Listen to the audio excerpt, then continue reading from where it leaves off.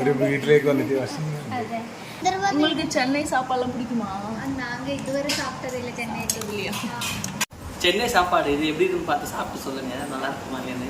உங்க கேரளா ஸ்டைல் கிடையாது, കാണുമ്പോൾ തന്നെ നല്ല இருக்கும். അതെ. ചെന്നൈയിൽ സ്പെഷ്യൽ എന്നാ? சென்னையில பிரியாணி தான் ஸ்பெஷல். അപ്പോൾ നമുക്ക് ബിരിയാണി കൊണ്ടുവച്ചിട്ടുണ്ട് അവര്. അപ്പോൾ ഇതാ ബിരിയാണി ഉണ്ട്.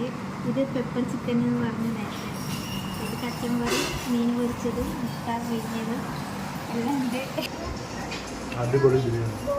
நல்லா இருக்கு சூப்பர் டேஸ்ட், நல்ல டேஸ்டா இருக்கு, வெரைட்டியா இருக்குல. உண்மையா சொல்லுங்க, நல்லா உண்மையா இருக்கு, உண்மையா தான் சொல்லிக்கிட்டேன்.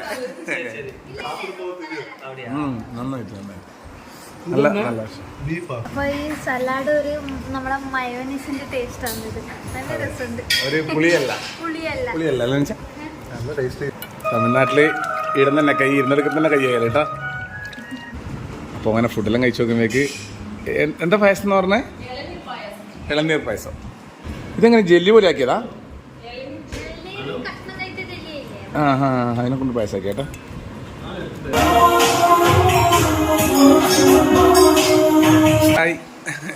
നമ്മൾ രാവിലെ നോക്കുമ്പോഴേക്ക് ഉറങ്ങിപ്പോയി സെൻസി. നമ്മള് ഭക്ഷണം കഴിച്ച് അമ്മ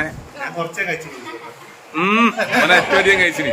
ഒത്തിരി സൂപ്പറാണ് അടിക്കുങ്ങളെ, സൂപ്പർ. നമ്മള് ഷോർട്സ് എടുക്കലായിരുന്നു, അപ്പോൾ ബദ്രീനെയും വെച്ചിട്ട് അടിപൊളിയായിട്ടുണ്ട്. അതെ അതെ, ഇത് ചെറിയൊരു തെരുവ് പോലെ. അപ്പൊ കണ്ണൂരേക്ക് വാങ്ങോ, ശരി കാണാം.